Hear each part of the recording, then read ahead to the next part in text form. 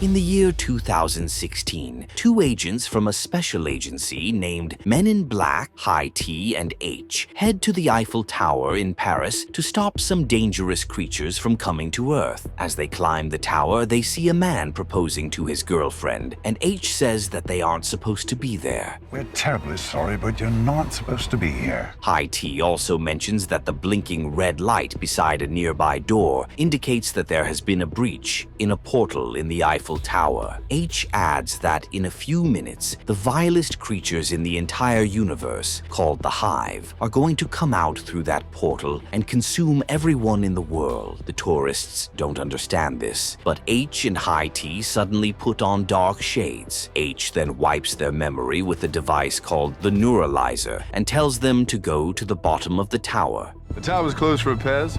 Oscar on the way down. After this, H and High T find the portal and start shooting at the Hive before the creatures come out. 20 years earlier, a girl named Molly sleeps in her room while her parents watch TV downstairs. Suddenly, her parents hear a strange sound coming from the kitchen, and Molly's dad goes to check what it is. When he returns to the living room, he looks terrified and tells Molly's mom that he doesn't even know what he just saw. Almost immediately, two MIB agents arrive at the house to talk to Molly's parents. As Molly wakes up, she peeks through her window and hears the MIB agents asking if her parents have seen a creature called a Tarantian. Suddenly, Molly sees the Tarantian in her room, and she looks shocked. As the Tarantian seems scared, Molly looks calmer and tells him that she won't hurt him. The MIB agents then ask Molly's parents if there's anyone in the house, and they mention that their daughter is inside, but she's sleeping. Following this, Molly's parents are neuralized, and as she sees this, she looks surprised. After the MIB agents leave, Molly takes the Tarantian to the other window so he can escape. He still seems scared, but Molly tells him her name and says that he's her friend. The Tarantian then repeats her name and says the words Kabla Nakshulin before he leaves. Kaplan, Nakshulin. Many years later, Molly is now an adult, and she still hasn't forgotten what happened when she was younger. Because of this, Molly has been trying to get into the CIA or FBI to see if she can one day be linked with the MIB. Unfortunately, the CIA and FBI recruiters who interview her don't seem to understand what she's interested in, and she continues working at a call center company. One day, while she's at work, she gets a notification on her live meteor tracker, which shows that there's something on its way to Earth. Oh my God. After she's done for the day, she heads home and hacks into NASA's website to figure out what's entering Earth. She eventually realizes that it's not a meteor, and since it could be an alien, Molly pinpoints the location and heads there immediately. After a while, she gets to the exact location, but she doesn't see anything there.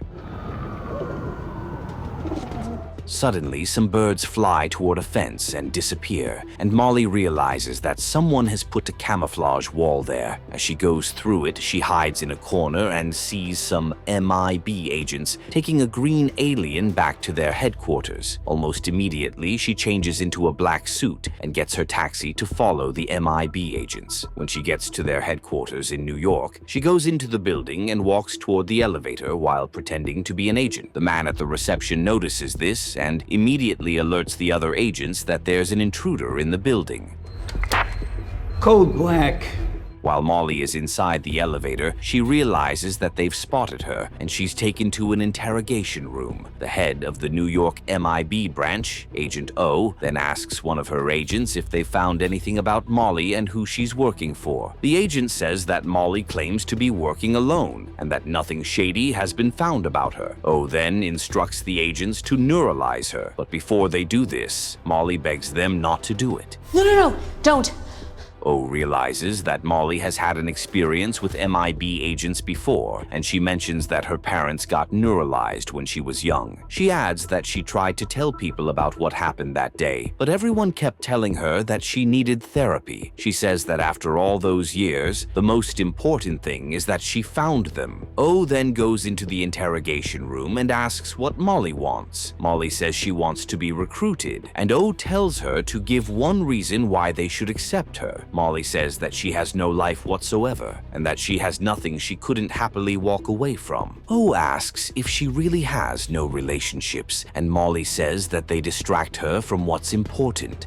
Well, you're certainly suitably tragic. O asks what's important, and Molly says it's the truth of the universe. She adds that she wants to know everything and how it all works. O then asks if she really thinks a black suit will solve her problems, but Molly says she doesn't. After a while, O accepts Molly as a probationary agent and gives her a file containing her first assignment.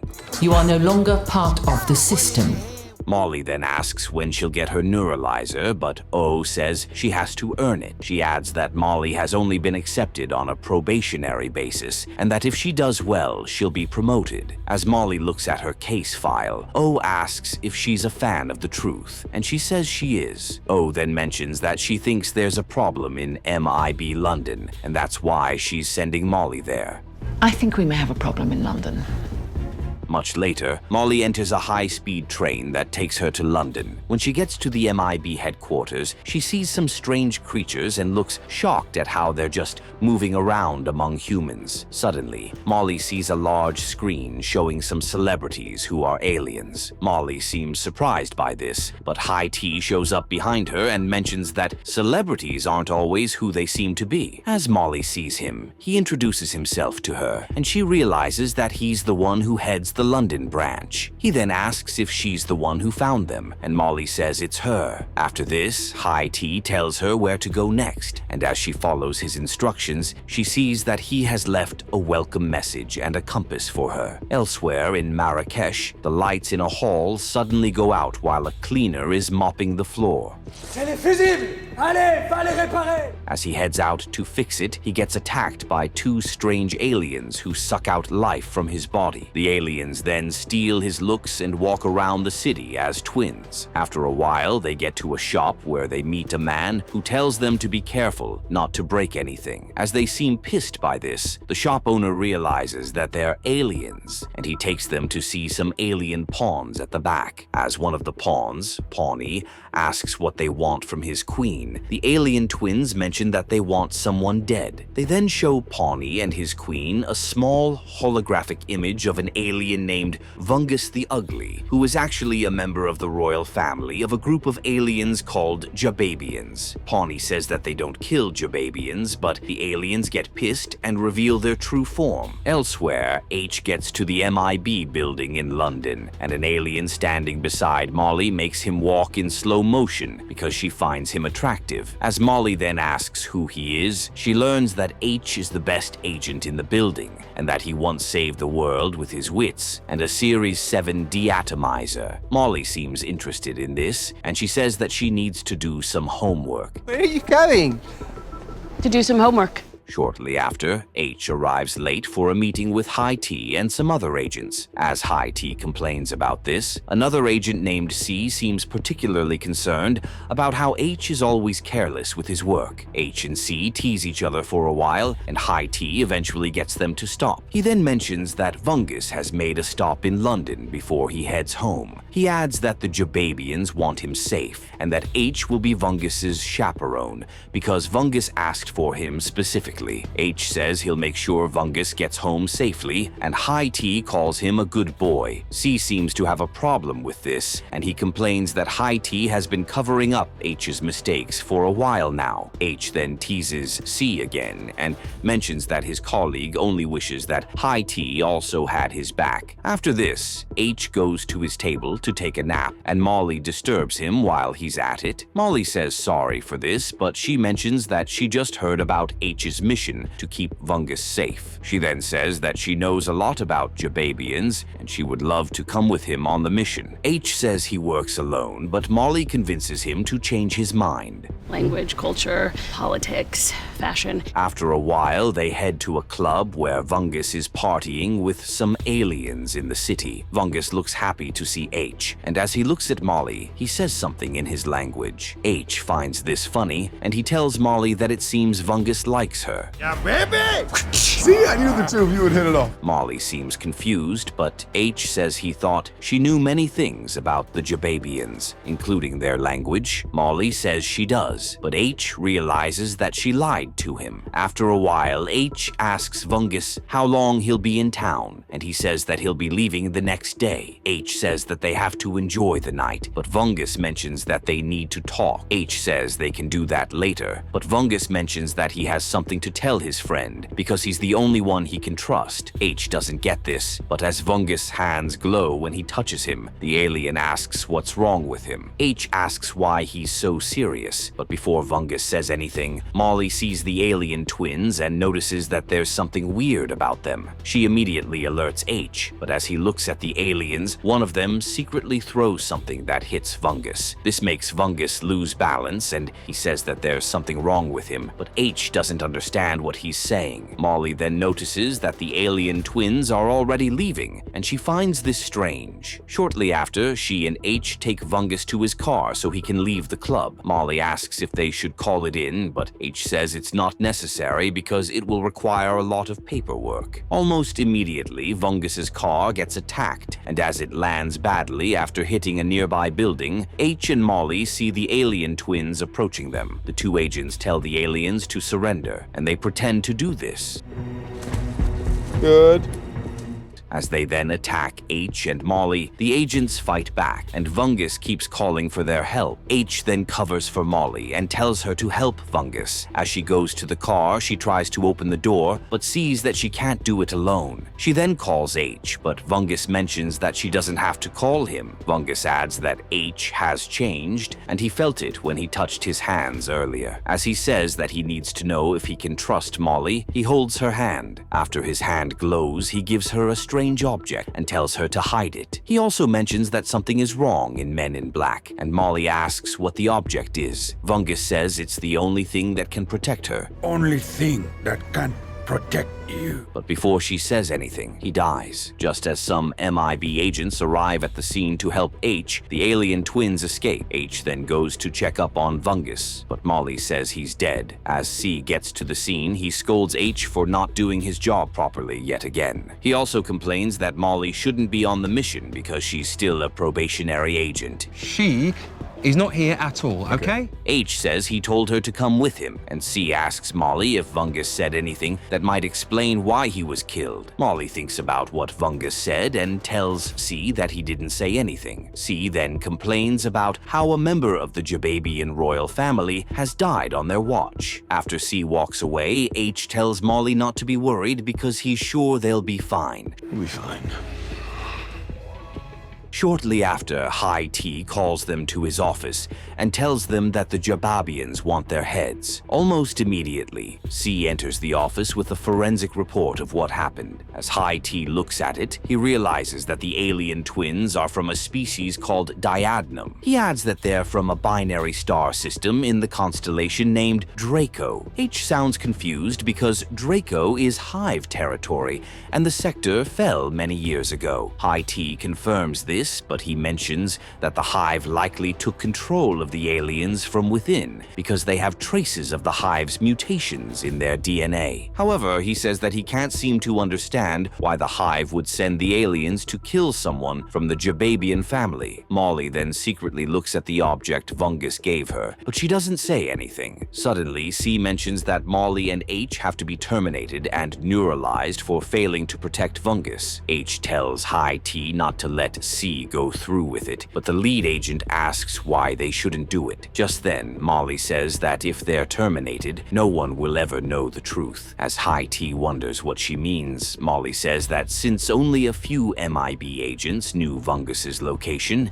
it could be an indication that there's a mole in the agency. A mole, sir, inside these very walls. High T is surprised by this, and he says that if there's a mole, the entire world would be in danger. High T then tells wants C and Molly to work together to track Vungus's killers. As C and Molly leave, H asks if High T wants him to oversee the case, but he mentions that he's done covering up for his top agent. He adds that H is no longer the person who joined him to defeat the Hive. H then begs High T to give him one more chance to fix his mess. Following this, High T puts him back on the case, and he takes Molly away from C. You going or you staying? Yeah, I'll go. He then mentions that he knows where the substance used to kill Vungus was made from, and that they have to go there. After a while, they arrive in Marrakesh, and H sees a man named Nasser and his beard, Bassam. They both look surprised to see H, and they mention that they thought he was dead because they heard that he broke up with a lady named Riza, who runs the biggest criminal syndicate in the galaxy. Molly sounds surprised by this, but H tells her that it was nothing serious. H then walks away with Molly after telling Nasser to stop showing off his alien bike on the streets. After this, they get to the place where the substance was made, but they notice that no one has picked up the packages outside for a while. As they then break in, they see a man whose life has been sucked out of his body. They also find a secret back room where they see some dead pawns. Meanwhile, the alien twins get to the neighborhood, and as Nasser sees them, he tells Bassam to call Riza. Elsewhere, an MIB agent shows C a video from outside the club, which captured the moment when Vungus gave Molly the strange object. He looks shocked by this, and since it's clear that she lied, he sends some agents to Marrakesh to track down H and Molly. Back in Marrakesh, H and Molly eventually find Pawnee, who happens to be the only pawn who survived the attack. What is it? It? He. Pawnee then laments that his queen was killed and that he feels like ending his life because he doesn't know what else to do. Kinda wanna see if he goes through with it. Molly tells him not to do this, and H also jokes that Pawnee can take her as his new queen. I pledge loyalty eternal to you, Agent M. Pawnee then pledges his loyalty to Molly, even though she doesn't seem interested in this. Since he could be of help to them, Molly decides to take him with her, and they leave the building with H. As Molly then tries to tell H about the object Vungus gave her, she notices that he has already stolen it from her. Molly cannot believe this, but H scolds her for not telling him about it earlier. As Molly says that she couldn't trust anyone because Vungus told her to hide it, they see some MIB agents in the area and realize that they're in trouble. Back at the London branch, C tries to coordinate the agents to ensure that they catch H and Molly in Marrakesh. High T sees this and asks what's happening, and C tells him that Molly recovered something from Vungus, but refused to tell anyone about it. High T asks why he's just learning about this, and C says that he doesn't have to explain himself. He adds that High T allowed Molly and H to leave the building even though he was against it. High T then tells C to carry on, but as he gets to his office, he secretly calls H to inform him that he's not behind the operation. He adds that H and Molly need to find their way out of there because it seems there's really a mole in the agency. Get out of there, get safe, then report. As the call ends, High T and C then stare at each other strangely. Back in Marrakesh, H gives the crystal back to Molly and tells her where to meet him after he's done distracting the agents. As she leaves, H goes through with his plan and runs to meet Nasser to borrow his rocket bike. Nasser doesn't have a problem with this, and he gives H a bottle of water so that he can have something to drink on his trip. H thanks him for this, and he leaves to find Molly. Interestingly, the alien twins have already found Molly. But just before they attack her, H arrives to save her. As they try to evade capture, H hits a red button on the bike, and it teleports them to the middle of the desert. The red button was awesome! Just then, Molly sees the crystal moving, and as she holds it, it transforms into a weapon that is powered by a super compressed star called the Blue Giant. H tells her to test it, and as Molly does this, it creates a very big hole in the middle of the desert, which leaves both of them shocked. Shortly after, C goes to inform High T that H and Molly got away. High T blames him for letting them get away, but C says he thinks they had help. High T says that whatever H is doing is probably for a good reason, but C doesn't get why their boss keeps protecting H. High T says he's only protecting their institution, and he sends C out of his office. Then will you kindly leave? Back in the desert, H drops the crystal on the bike and asks why Vungus gave the powerful weapon to Molly and not him. Molly says that Vungus said he had changed, and H mentions that he's tired of people telling him that. Almost immediately, Bassam comes out of the water bottle and steals the crystal. H and Molly are shocked by this, and they tell Bassam to drop the crystal, but he says that there's someone who will pay him more money for it. After he leaves, Molly blames H for leaving the crystal lying around, but he says that they can get it back by going to Riza's fortress. Almost immediately, they fix the rocket bike and leave the desert. The next morning, H takes a boat to Riza's fortress, and he tells her guards not to shoot him because he means no harm. After he gets off the boat, Riza's trusted guard, Luca, comes over to take him to meet her boss. I know why you're here.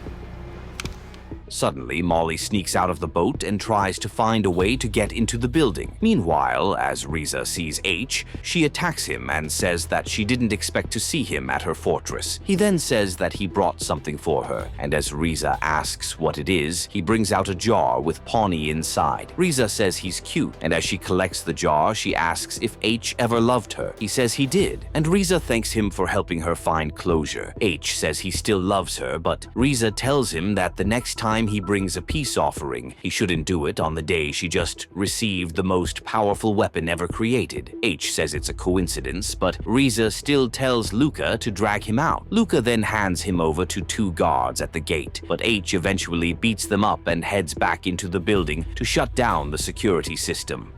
Ouch, look at that. Good to go in.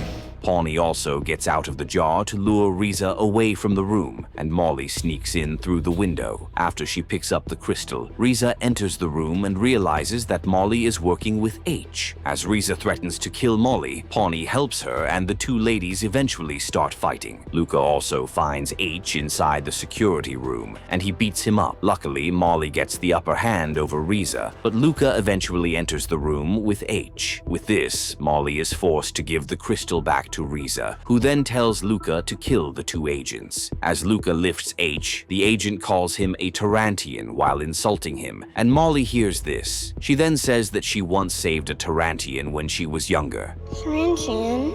I met one once. As she says the words Kabla Nakshulin, Luca looks shocked and realizes that she's the one who saved him many years ago. Luca then turns to Riza and tells her to give up the crystal. Riza is shocked by this, but Luca doesn't back down. After Riza gives it up, Molly asks Luca what Kabla Nakshulin means. He then says that it means he'll kill anyone she chooses in the most gruesome way possible. Molly looks shocked by this, and she tells Luca to keep Riza alive. Shortly after, H and Molly leave the fortress, but the alien twins appear before them again. They tell the agents that they need the weapon for the hive. We must have the weapon for the hive. But H says they can't give it up. Molly then activates the weapon, and H says they'll do anything to protect their world. The twins say the same thing, but before they can do anything, High T and some other agents shoot them from behind. H and Molly are shocked by this, but High T says that nothing is unkillable with the right voltage. He then thanks them for their efforts, after which he collects the crystal. Much later, they return to the London office, and High T puts the crystal into an evidence box so that it can be returned to the Jababian embassy. He then commends Molly for the work she has done so far as a probationary agent. He adds that she needs to enjoy these moments because they don't last. Molly finds this strange, but she doesn't say anything. Meanwhile, C says he doesn't know how H keeps saving the world, despite his reckless ways. Saving the world from total destruction twice. As they both think about this, they suddenly feel that something is off. H then goes to meet Molly to ask if the aliens wanted to use the weapon